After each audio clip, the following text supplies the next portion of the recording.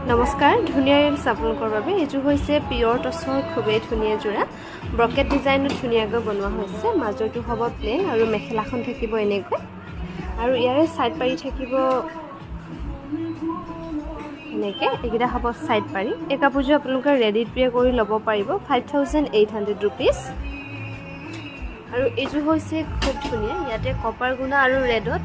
খুবেই ধুনিয়াকৈ মিনা কৰি দিয়া হৈছে গোটে কাপোৰজোৰা এখন মেখেলাখন হ'ব এই বক্সটো অকন বন্ধ হেই কৰি দিছো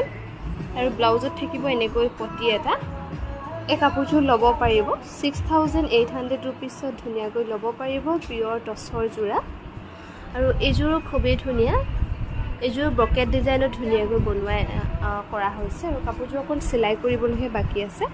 এই কাপোৰজোৰ আপোনালোকে সানডে সেলত ল'ব পাৰিব